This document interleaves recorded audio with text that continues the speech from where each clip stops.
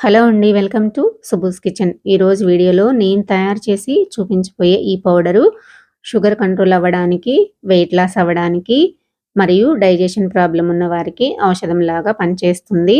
ఈ పౌడర్ని 3 పదార్థాలతో సులభంగా తయారు చేసుకోవచ్చు. ఏమేం తీసుకోవాలో, ఎంత క్వాంటిటీలో వేసుకోవాలో ఈ వీడియోలో అయితే చూసేద్దాము.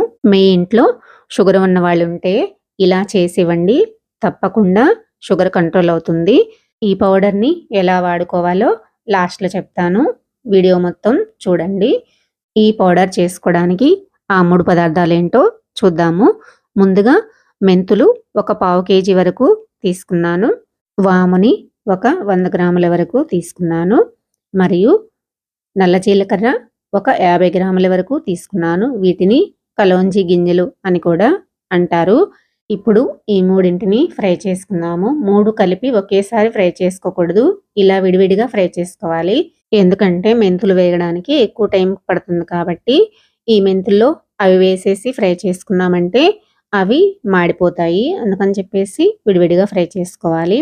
మంటని లో ఫ్లేమ్లో పెట్టేసి ఫ్రై చేసుకోవాలి. మెంతుల్ని ఇలా కలర్ మారేంత వరకు ఫ్రై చేసుకున్న తర్వాత ఇలా ఒక ప్లేట్లోకి వేసేసుకుని వీటిని పూర్తిగా చల్లారనివ్వాలి. చల్లారేంత వరకు ఈ ప్లేట్ని పక్కనైతే పెట్టేసుకుందాము.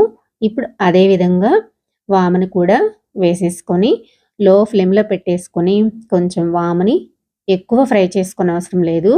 కొంచెం గోరువెచ్చగా అయ్యేంత వరకు ఫ్రై చేసుకుంటే సరిపోతుంది. ఇలా ఫ్రై చేసుకున్న వాముని కూడా ఒక ప్లేట్లోకి తీసేసి పక్కన పెట్టేసుకుందాము. ఈ వాముని కూడా చల్లారేంత వరకు పక్కన పెట్టేసుకోవాలి. మీకు తెలిసిన వాళ్ళకి ఎవరైనా సరే ఈ ప్రాబ్లమ్స్ని ఫేస్ చేస్తుంటే కనుక ఈ వీడియోని మీ ఫ్రెండ్స్కి, మీ బంధువులకి తప్పకుండా షేర్ చేయండి. అందరికీ యూజ్ఫుల్గా ఉంటుంది. ఇప్పుడు నల్ల జీలకర్రను కూడా వేయించేసుకుందాము. ఇది కూడా ఎక్కువ వేయించుకోని అవసరం లేదు. కొంచెం లైట్గా ఫ్రై అయితే సరిపోతుంది. ఇలా ఫ్రై చేసుకున్న ఈ జీలకర్రను కూడా ఒక ప్లేట్లోకి వేసేసి చల్లారనిద్దాము. ఈ నల్ల జీలకర్ర మనకి వేడి చేస్తుంది కాబట్టి అప్పుడప్పుడు మజ్జిగ లేదా కొబ్బరి నీళ్ళని తాగండి. చూసారు కదా, ఇప్పుడైతే ఇవి పూర్తిగా చల్లారిపోయినాయి. ఇప్పుడు వీటిని ఇలా ఒక గిన్నెలోకి వేసేసుకొని మిక్స్ చేసుకోవాలి. మెంతులు, నల్ల జీలకర్ర అలానే వాము కలిసిపోయేలాగా చేతితోటి కానీ లేదా స్పూన్ తోటి కానీ ఒకసారి ఇలా బాగా మిక్స్ చేసుకున్న తర్వాత మిక్సీ వేసుకోవాలి. నేనైతే పౌడర్ వేసుకోవడానికి చిన్న మిక్సీ జార్ని తీసుకున్నాను. ఇందులో కనుక వేసుకున్నామంటే బాగా మెత్తగా గ్రైండ్ అయిపోతుంది. బరకగా లేకుండా మెత్తగా చేసుకోవాలి కాబట్టి ఇలా చిన్న జార్లో 3 సార్లుగా గ్రైండ్ చేసుకోండి. చూసారు కదా, నేనైతే మెత్తగా పౌడర్ చేసుకున్నాను. ఇలా మెత్తగా పౌడర్ చేసుకున్న తర్వాత ఈ పౌడర్ని ఒక స్టీల్ డబ్బాలో కానీ లేదంటే ఒక గాజు సీసాలో స్టోర్ చేసుకున్నామంటే మనకి ఎన్ని రోజుల వరకైనా కూడా నిల్వ ఉంటుంది. దీన్ని ఫ్రిడ్జ్లో పెట్టుకోని అవసరం లేదు. బయట పెట్టుకున్నా కూడా చక్కగా నిల్వ ఉంటుంది. చూసారు కదా, ఇలా పౌడర్ అంతా ఒక డబ్బాలో వేసేసుకొని మూత పెట్టేసి పక్కన పెట్టేసుకున్నాను. ఈ పౌడర్ని ఎలా వాడాలో చూద్దాము. మనము ఇంట్లో మంచినీళ్ళు తాగుతాం కదా, అలాంటి గ్లాస్ తీసుకొని ఇలా 1 స్పూన్ పౌడర్ని అందులో వేసుకోవాలి. వేసుకున్న తర్వాత గోరువెచ్చటి వాటర్ని పోసుకొని తాగండి.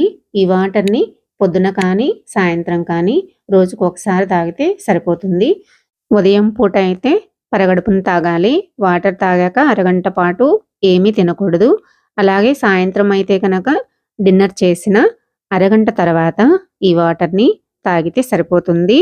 అలా రోజుకి ఒకసారి మాత్రమే తాగండి. తప్పకుండా మీకు రిజల్ట్ అనేది వస్తుంది. షుగర్ కూడా కంట్రోల్ అవుతుంది. మా ఇంట్లో 2 మంత్స్ నుంచి వాడుతున్నాము. మంచి రిజల్ట్ వచ్చింది. తప్పకుండా మీరు కూడా ట్రై చేయండి. మీకేమన్నా డౌట్స్ ఉంటే తప్పకుండా కామెంట్ చేయండి. నా వీడియో కనుక నచ్చినట్లయితే లైక్ చేయండి, సబ్స్క్రైబ్ చేయండి, షేర్ చేయండి. మరో మంచి వీడియోతో మళ్ళీ కలుద్దాం. Thanks for watching.